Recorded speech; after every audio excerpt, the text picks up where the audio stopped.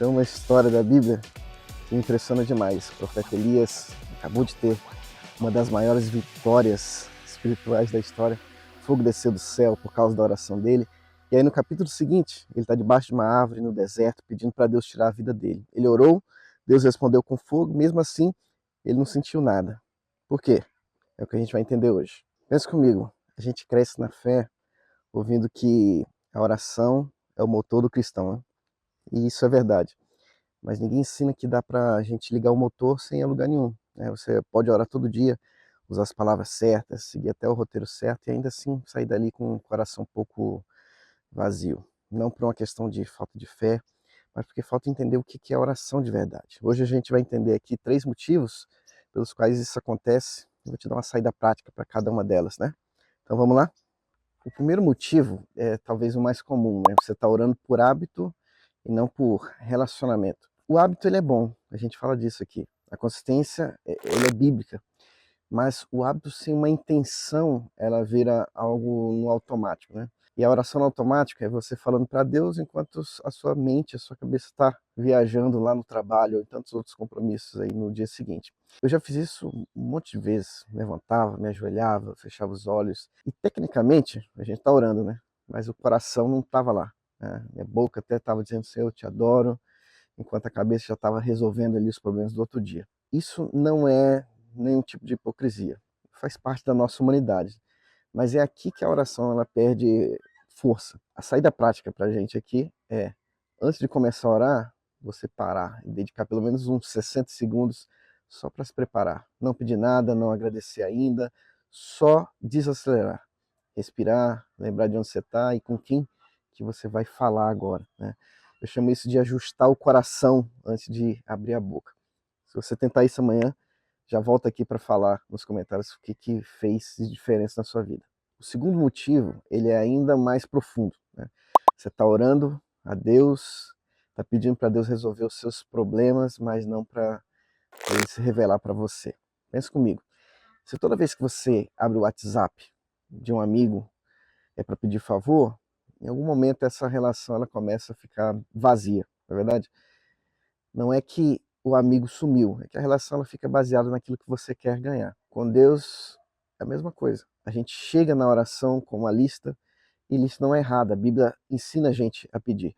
Mas quando a oração ela vira somente uma lista, você para de buscar a presença de Deus e começa a buscar somente aquilo que você pode ganhar dele. E isso é forte, isso é pesado pra gente, porque eu já estive aí, já orei com muita força, pedia com fé e no final acabava medindo se Deus tinha entregado algo ou não.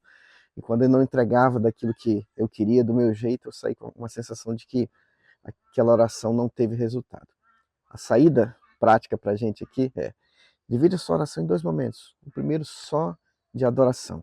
Você fala com Deus sem pedir nada. E o segundo momento é onde você traz os seus pedidos. Quando você chega primeiro adorando a Deus, o seu coração muda, você não para de pedir.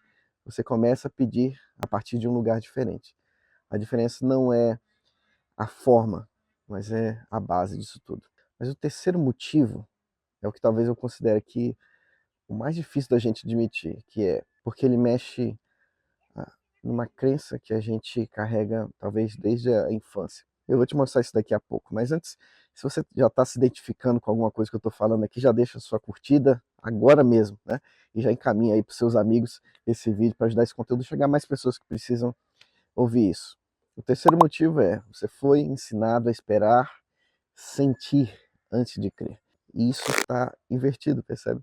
A cultura cristã moderna, mais moderna, muitas vezes ela coloca o sentimento como um tipo de termômetro da nossa oração, da nossa relação com Deus. Se eu sair dali arrepiado, foi uma boa oração. Se eu sair igual, então não funcionou, não adiantou. Se eu chorei, Deus estava presente. Se eu não chorei, Deus estava longe. Mas a Bíblia não funciona assim. A fé é a certeza das coisas que não se vê, não daquilo que a gente sente. Isso não significa que Deus nunca vai te dar uma experiência emocional. Você vai sim, Deus vai te fazer sentir muitas coisas.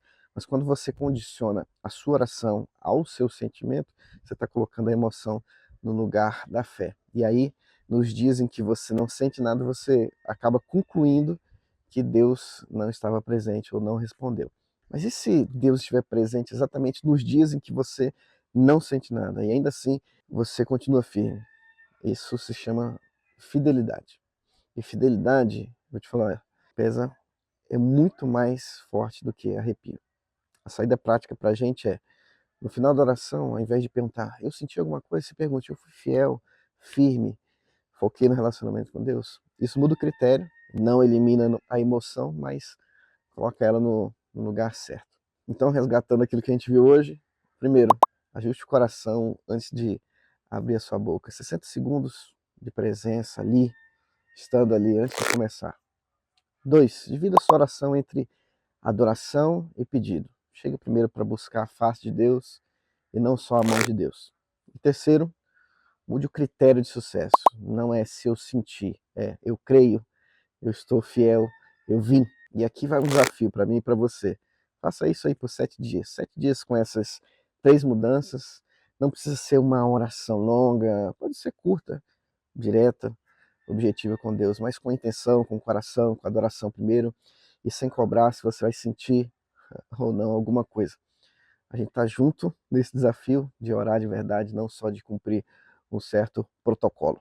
E vale lembrar que Jesus disse no Evangelho de João que Deus é espírito e é necessário que aqueles que o adoram, adorem em espírito e em verdade. Não no sentimento, mas em espírito e em verdade. Isso é a base de tudo aquilo que a gente falou aqui hoje. E se esse vídeo te ajudou, já compartilha aí com um amigo, com um irmão, com a irmã que você que sabe que está passando por isso hoje. E se você ainda não viu o vídeo que eu falo aqui sobre por que você lê a Bíblia e não lembra de nada, esse vídeo está aí no canal, né? Continuação perfeita para você que conversou comigo até aqui. Não se esqueça também de se inscrever aqui no canal, se você ainda não fez, faça parte dessa comunidade que a gente cresce, comendo a Bíblia juntos. E lembre-se, nem só de pão vive o homem, mas de toda palavra que sai da boca de Deus. Portanto, coma sua Bíblia. Até o próximo vídeo.